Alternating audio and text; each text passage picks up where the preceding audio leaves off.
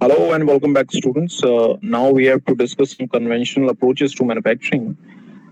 कुछ मैन्युफैक्चरिंग से रिलेटेड जो पुरानी जो तकनीकें हैं उनके बारे में, जो अप्रोच है उनके बारे में हम समझेंगे. ठीक है. कन्वेंशनल अप्रोच जो मैन्युफैक्चरिंग से रिलेटेड है उसका फोकस जो पहले कहाँ रहता था, फोकस जो होता था वो पहले होता था मैन्युफैक्चरिंग फैसिलिटी प्लस मशीन. इनके साथ जो है इसका फोकस होता था. ठीक है. Manufacturing facility plus machine. Okay. तो इन मशीन लेआउट को हम लोग किस तरह से क्लासिफाई कर सकते हैं, मशीन लेआउट्स को हम किस तरह से क्लासिफाई कर सकते हैं, जरा हम ये देखें. तो इन मशीन लेआउट्स को हम लोग क्लासिफाई कर सकते हैं फंक्शन के हिसाब से. फंक्शन फंक्शन के हिसाब से क्या है, फंक्शन के हिसाब से मशीन जो है, ये मशीन सेम टाइप का work, same type of work, same type of work, same function दोनों परफॉर्म करती है. ठीक है ना. और लोकेशन जो होती है, लोकेशन इसकी जो है अरेंज किस तरह होती है, arranged relative to each other. ठीक है. इसलिए location relative to each other arrange होती है. क्यों? मिनिमाइज करने के लिए, मिनिमाइज ट्रांसफर, मिनिमाइज ट्रांसफर. इस तरह का transfer of dependent substances, dependent substances. ठीक है. फंक्शनल लेआउट के जो वर्क पीसेज हैं, वर्क फंक्शनल लेआउट के वर्क प्लेसेस ये किस तरह से प्रोड्यूस किए जाते हैं, प्रोड्यूस्ड इन डिपार्टमेंट्स. ये डिपार्टमेंट्स में प्रोड्यूस किए जाते हैं एंड फैक्ट्रीज में. ठीक है. और ये कहाँ पे लिए थे, ये मैन्युफैक्चर कहाँ किए जाते हैं, मैन्युफैक्चर्ड इन स्मॉल बैचेस. कितने बैच के, 50 पीस है उसके बैच में. ठीक है. ये आपके मशीन के लेआउट है. ओके. तो मशीन लेआउट में देखो इस तरह की चीजें हैं कुछ. मिल डिपार्टमेंट यहाँ पे 1 2 3 4 5. और ये कुछ मिलिंग मशीनें कुछ हैं, 2 3 4 5. ओके. ड्रिल डिपार्टमेंट है कुछ इस तरह से, ड्रिल डिपार्टमेंट का कुछ इस तरह से 1 3. ठीक है. ड्रिलिंग मशीन किस तरह से. ओके. अब लेथ डिपार्टमेंट का देख लो जरा. Lathe department 1 2 3 1 2 3. ये लेथ डिपार्टमेंट हो गया. और इसमें टर्निंग मशीन किस तरह की हो गई, टर्निंग मशीन 1 2 3. ठीक है. तो देख लीजिए ये मशीन लेआउट है फंक्शन के हिसाब से, अलग अलग फंक्शन के हिसाब से जो है आपका डिपार्टमेंट्स में देख रहे हैं आप. जो भी डिपार्टमेंट्स है, मिलिंग, ड्रिलिंग, लेथ और ग्राइंडिंग, ये सारे डिपार्टमेंट्स जो हैं ये सब अलग अलग अरेंज्ड हैं. ठीक है. अलग अलग अरेंज्ड हैं. इनको अरेंजमेंट के लिए किसी पर्टिकुलर एक जगह पे नहीं रखा गया है. ठीक है. इसमें जो ग्राइंडिंग मशीन होगी, ग्राइंडिंग मशीन जो होगी वो इस तरह से. ठीक है. तो इसमें मशीन लेआउट है किस तरह से, मशीन लेआउट है किस तरह से, बाई फंक्शन. मशीन लेआउट किस तरह से, बाई फंक्शन. अब लाइन और फ्लो लेआउट का देख लें अब जरा. ये तो आपका था किस तरह का, ये फंक्शन के हिसाब से जो है आपने मशीन लेआउट को क्लासिफाई किया. अब दूसरी तरह से हम लोग करते हैं क्या, दूसरी तरफ से हम लोग करते हैं लाइन और फ्लो लेआउट. लाइन और फ्लो लेआउट को हम लोग किस तरह से अरेंज करते हैं. ठीक है. इसमें जो अरेंजमेंट है अरेंजमेंट ऑफ मशीन रिक्वायर किस तरह से, रिक्वायर्ड इन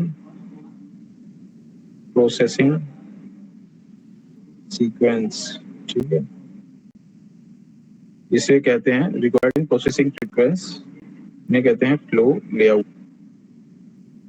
ओके, और ट्रांसफर जो है का एग्जांपल है, ट्रांसफर एग्जांपल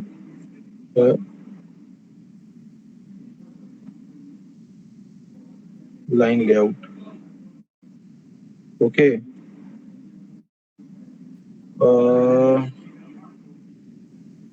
टिपिकली क्या होता था, टिपिकली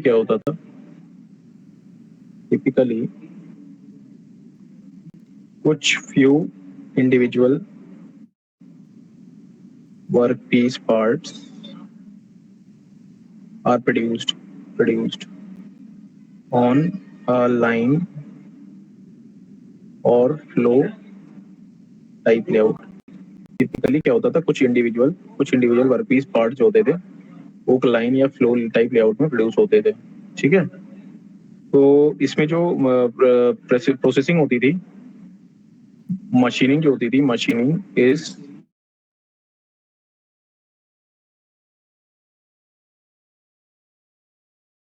अ सीक्वेंस, ठीक है, और यूज करेगा डिपेंडेंट मटेरियल हैंडलिंग को यूज करते हुए, ठीक है।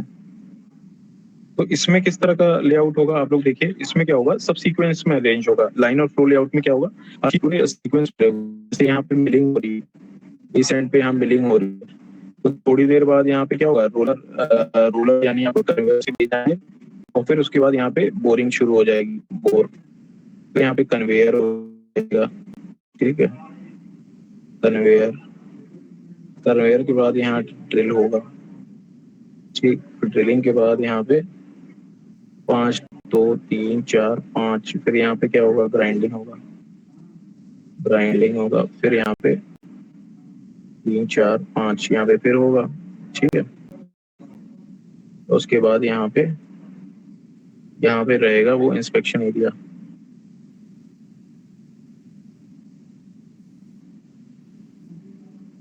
है ना, फिर इंस्पेक्शन एरिया, ठीक है, फिर यहाँ से क्या होगा, ग्राइंडिंग, फिर यहाँ पे क्या होगा, ड्रिलिंग, 4 5 ड्रिलिंग का देखो, यहाँ ड्रिल, फिर यहाँ पे होगा क्या, कन्वेयर लगेगा, फिर यहाँ पे क्या होगा, बोर लगेगा, फिर यहाँ पे क्या लगेगा, रोलर, ठीक है, फिर यहाँ पे क्या लगेगा, मिलिंग, ठीक। तो ये आपका क्या है, सीक्वेंस ऑफ लाइन और फ्लो डिपार्टमेंट में क्या है, सीक्वेंस में किस तरह से चीजें अरेंज्ड हैं, लाइन और फ्लो डिपार्टमेंट में सीक्वेंस में किस तरह से चीजें अरेंज्ड हैं, ठीक है, लाइन और फ्लो डिपार्टमेंट, ठीक। अब लाइन या फ्लो मशीन लेआउट क्या है, लाइन या फ्लो मशीन लेआउट, इसमें देखो यहाँ एक लेथ है, ठीक है, फिर यहाँ पे है पार्ट क्यू एरिया, ठीक है, लेथ के बाद यहाँ पे फिर क्या करो, ड्रिलिंग करो, फिर यहाँ पे फिर पार्ट क्यू एरिया होगा,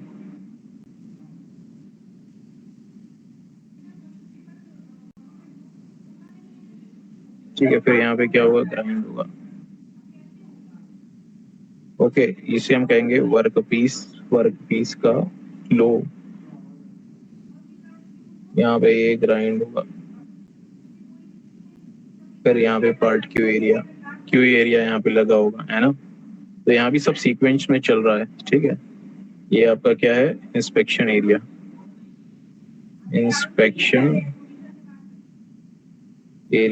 ये इंस्पेक्शन एरिया है, ठीक है। फिर यहाँ पे आपका क्या लगेगा, ड्रिल लगेगा, ठीक। फिर ये लगेगा आपका पार्ट क्यू एरिया,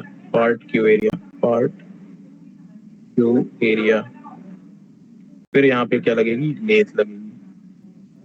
ओके, तो ये किस तरह का क्या है, ये हम लोग कहेंगे, इसे हम लोग बोलते हैं क्या, लाइन और फ्लो मशीन लेआउट। लाइन और फ्लो मशीन लेआउट। ओके, अब देखिए तीसरा जो है आपका सेल से रिलेटेड चीजें हैं। सेल ये कंबाइन करेगा क्या,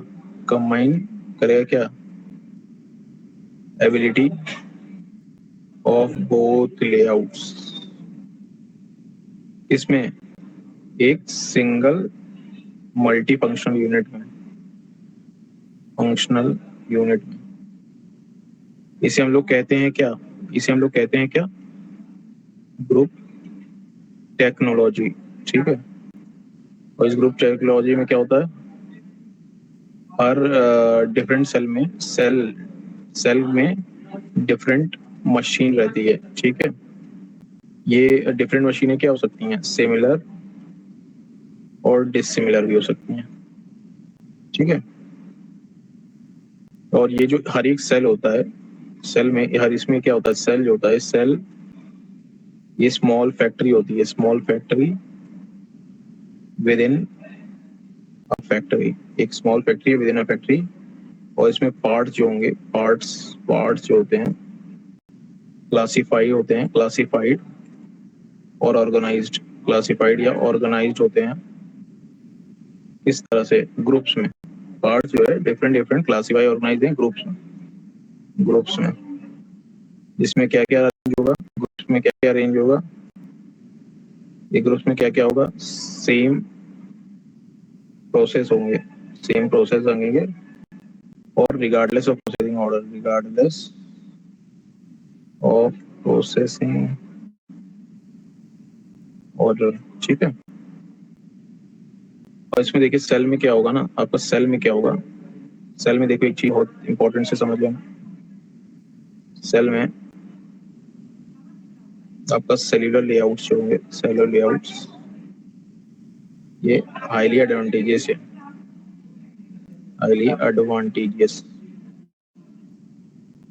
इस तरह से एडवांटेजेस है, over both function and machine layouts. ठीक है, ये जो है सेलुलर लेआउट बहुत एडवांटेजेस है, किसमें, फंक्शन और मशीन लेआउट में। किस तरह से सेलुलर लेआउट एडवांटेजेस है, वो इस तरह से एडवांटेजेस है, ये एलिमिनेट कर देता है पूरा क्या, eliminate complex material flow patterns.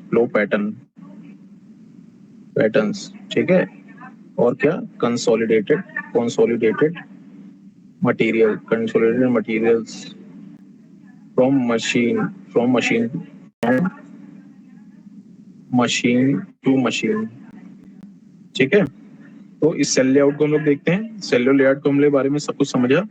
इस सेलुलर लेआउट में क्या क्या होता है, ये इसमें दोनों लेआउट्स की दोनों टेक्नोलॉजी लगेगी आपकी, फंक्शन और लाइन और लीनियर टाइप दोनों लेआउट लगेगा। और सेल इसमें क्या होगा, small factory within a factory है।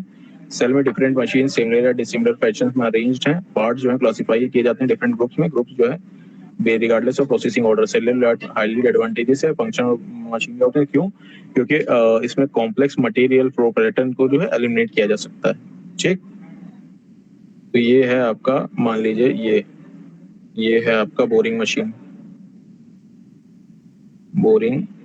मशीन। फिर दूसरा है ये आपका दूसरी बोरिंग मशीन। ठीक है, ये है आपकी मिलिंग मशीन। ठीक, फिर ये है आपका क्या, ग्राइंडर।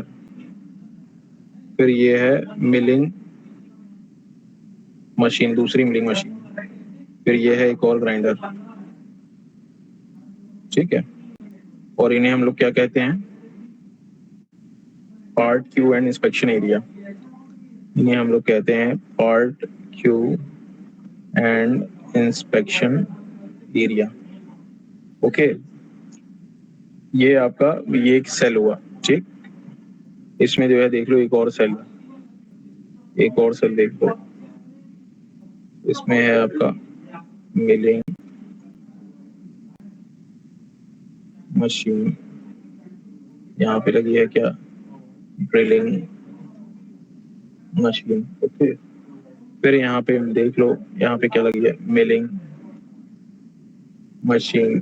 फिर यहाँ पे क्या लग रही है, ड्रिलिंग मशीन। फिर यहाँ पे लग रही है क्या, लेथ। फिर यहाँ पे लगेगा क्या, ग्राइंडर। फिर ये ग्रेड ग्राइंडर, ये क्या है, फिर यहाँ पे आ जाएगा एक पार्ट क्यू इंस्पेक्शन एरिया। इसमें देखिए क्या है कि दोनों लेआउट से इसमें किस तरह से डिफरेंट है कि हर एक छोटे छोटे सेल लगे हुए, 2 सेल हैं, ये सेल 2 है, ये सेल 1 है। तो इसमें देखो यहाँ पे एक एरिया में बोरिंग हो रही है, उसी एरिया में बोरिंग मशीन मतलब लगी हुई है, boring machine, milling machine, grinder, है ना। ये एक पर्टिकुलर ऑर्डर में है, और ये फिर यहाँ क्यू इंस्पेक्शन एरिया। तो हर सेल में एक पर्टिकुलर जो भी सामान बनेगा उसकी पर्टिकुलर बोरिंग, ड्रिलिंग, मिलिंग जो भी चीजें हो सकती हैं वो हो जाएंगी, ठीक है। फिर वो पार्ट दूसरे वाले पार्ट में, दूसरे ही सेल में वही काम होगा, मिलिंग, ड्रिलिंग, मिलिंग, ये सारी चीजें लेथ की सब लगेंगे, ठीक है। तो हम लोग इसे कहते हैं क्या, machine layout, machine layout by cell. ये सेल बेस्ड ऑन किस तरह से बेस्ड है, based on part families to be processed, ठीक है। ये इसमें बात है सेल में, ठीक है। ओके, तो ये आपका क्या था, डिफरेंट टाइप्स ऑफ लेआउट्स हैं, ठीक है, जो हमने पढ़ने थे, यानी फंक्शनल लाइन या सेल लेआउट, है ना। और इसके देखिए एफएमएस के हमें एडवांटेजेस देखिए, इसमें क्या मिल रहे हैं एडवांटेजेस ऑफ एफएमएस, एक बार हम देख लेते हैं। Benefits and limitations of FMS, ठीक है। इसमें क्या है, पहला इन्वेंटरी का क्या है, इन्वेंटरी रिडक्शन कितना होता है, 60% से 80%। दूसरा इनडायरेक्ट लेबर सेविंग 30% से 50%, ओके। फिर ये एसेट यूटिलाइजेशन को कहां से कहां पहुंचाता है, एसेट यूटिलाइजेशन कहां से कहां, 80% से 90% पहुंचा देगा, एसेट यूटिलाइजेशन को इंक्रीज करेगा 80 to 90%। फिर दूसरा फ्लोर स्पेस में जो होगा, फ्लोर स्पेस जिसमें यहाँ पे काम होता है, वो फ्लोर स्पेस देखिए रिड्यूस हो जाएगा कितना, 40% से लेके 50% तक रिड्यूस हो जाएगा, ठीक है। तो आप देख सकते हैं इनडायरेक्ट लेबर सेविंग्स हो गई 30 से 50% की, इन्वेंट्री रिडक्शन हो गया 60 to 80%। आपको ज्यादा सामान इधर उधर रखने की जरूरत ही नहीं है, जो जैसे आए जब आए तब वहाँ आपका लग जाएगा, ठीक है ना। ये जो है जस्ट इन टाइम मैन्युफैक्चरिंग पे बेस्ड होता है, जो कि काइजन टेक्निक है। तो इससे जो है आपका इन्वेंटरी बहुत हद तक रिड्यूस हो जाएगा। लेबर की सेविंग आपकी जो है, ज्यादा लोग एम्प्लॉय नहीं करने पे मैक्सिमम मशीन लगेंगे, तो 30 to 50% लेबर की सेविंग हो जाएगी, ठीक है। तो आपकी कैपिटल बहुत सेव हो गई इन्वेंट्री से और लेबर से। फिर एसेट का यूटिलाइजेशन, मशीनें आप लेके आएंगे, मैंने मशीनरी लगाएंगे, मैन्युफैक्चरिंग सिस्टम लगाएंगे, तो इनकी जो एसेट यूटिलाइजेशन जो इंक्रीज होगी वो 80 to 90% इंक्रीज हो जाएगी, और जो फ्लोर स्पेस होगा वो डिक्रीज हो जाएगा 40 to 50%, समझ रहे हो। तो ये बहुत सारे फायदे हैं आपके फ्लेक्सिबल मैन्युफैक्चरिंग सिस्टम के, ठीक है। तो हमने अभी तक देखा जो फ्लेक्सिबल मैन्युफैक्चरिंग सिस्टम्स के जो प्रॉपर हम लोग पढ़ सकते थे अभी तक, ठीक है। इसके बाद जो हमको करना है वो हमें क्या कहते हैं आपका रिलेटेड होगा शेड्यूलिंग से, एफएमएस में, ठीक है। एफएमएस में ही शेड्यूलिंग से रिलेटेड सारी चीजें होंगी, तो उन सबको फिर हम लोग देखते हैं आगे आने वाली वीडियोस में। तो फिलहाल if you have any doubts regarding this things तो you can just ask me, okay. So